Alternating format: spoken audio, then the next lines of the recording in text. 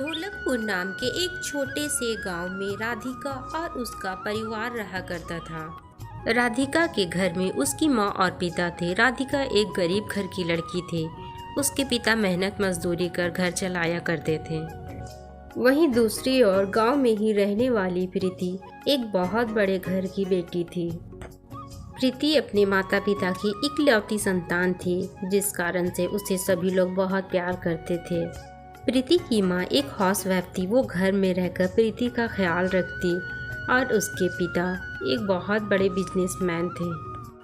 प्रीति एक अमीर घर में पैदा होने के कारण बहुत ही नाज नखरों में रहती थी। राधिका की माँ प्रीति के घर में झाड़ू पोछा का काम किया करती थी, जिस कारण से राधिका और प्रीति में बहुत गहरी दोस्ती हो गई थी, क्योंकि राधिका अक्सर अपनी माँ के साथ आ जाया करती थी प्रीति के घर।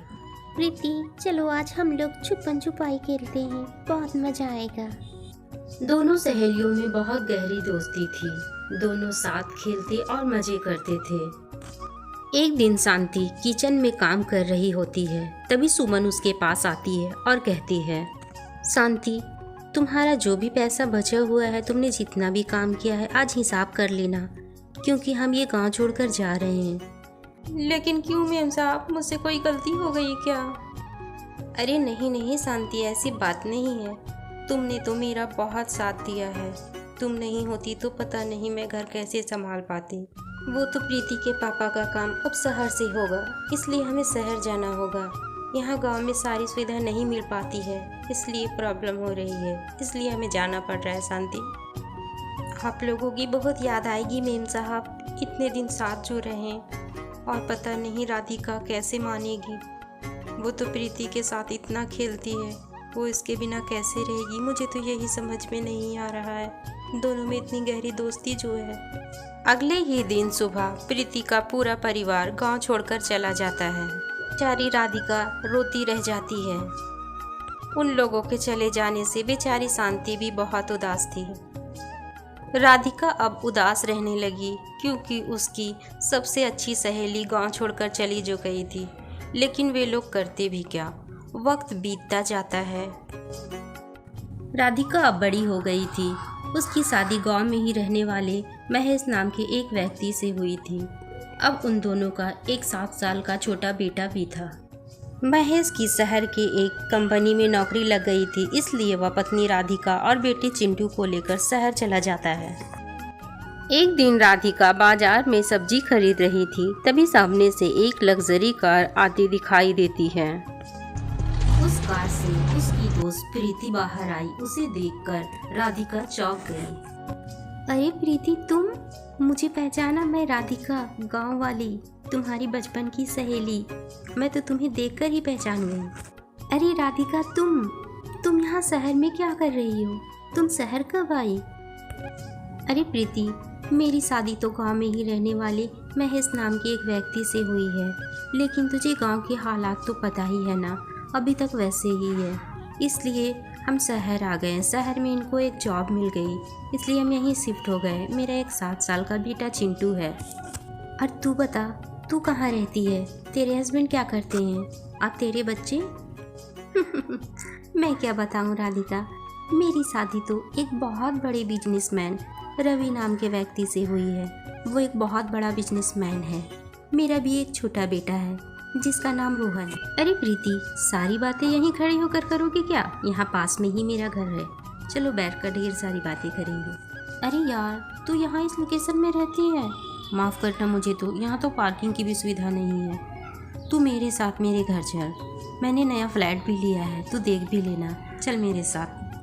अरे प्रीति, तेरे घर तो मैं जाऊँगी ही कभी, लेकिन यहाँ से मेरा घर नज़दीक है, तू आज मेरे घर चल।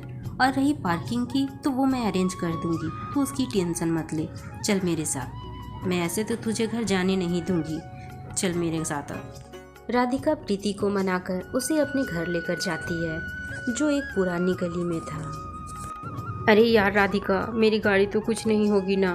मुझे बहुत टेंशन हो रही है। कुछ नहीं होगी प्रीति, तुम्हारी गाड़ी मैं हूँ ना। दरअसल में ये हमारी पुश्तैनी ज़मीन है, जहाँ हम सब रहते हैं। वैसे कौन कौन रहता है तुम्हारी फैमिली में? मेरे सास ससुर, मेरे जेठ जेठानी, मैं, मेरे पति और मेरे बच्चे, इतने सारे लोग रहते हो, मैनेज कैसे करते हो? मैनेज करने की क्या बात है, मिलजुल कर सभी लोग हंसी खुशी से रहते हैं। बातों ही बातों में वे दोनों अब घर पहुंच जाते हैं। राधिका का घर एक पतली सी गली में था। राधिका के घर पर आकर प्रीति को जरा भी अच्छा नहीं लग रहा था। अरे राधिका, ये क्या, तेरे घर तो एसी भी नहीं है और तुम लोग मेहमानों को ऐसे ही कहीं भी बैठा देते हो क्या? प्रीति, वो मैं, चल ऐसा करता हम छत पर चलते हैं, वहाँ तुम्हें खुली हवाओं में अच्छा लगेगा। अरे रहने दे यार, छत पर कौन सा ताजमहल होगा। वैसे यार डोंट माइंड, मैं घर चलती हूँ, मुझे बहुत देर हो रही है। अरे प्रीति, खाना तो खाकर जा। अरे नहीं यार, कोई बात नहीं, मैं तुझे बातों बातों में बताना ही भूल गई। कल मेरे बेटे का बर्थडे पार्टी है, तो तुझे अपने पति और बच्चे के साथ ज़रूर आना है। मैं तुम्हारा इंतज़ार करूँगी और वहीं बैठकर बातें करूँगी। अभी मैं चलती हूँ, बाय। राधिका को प्रीति की बातों का बुरा तो लग रहा था, लेकिन वो नज़रअंदाज कर देती है और अगले दिन अपने पति और बच्चों के साथ उसके घर पार्टी पे चली जाती है। प्रीति का घर राधिका के घर से बहुत अलग था। वो 5वें फ्लोर पे बना हुआ एक शानदार घर था। अरे वाह प्रीति, तेरा फ्लैट तो वाकई में बहुत खूबसूरत है। हाँ राधिका, सो बात तो है, लेकिन मुझे तो ये फ्लैट भी छोटी लगती है। बस एक बार मेरे हस्बैंड की बिजनेस सेट हो जाए, फिर तो मैं इससे भी बड़ी फ्लैट लूँगी। इससे भी बड़ी फ्लैट? क्यों, घर में और लोग भी है क्या?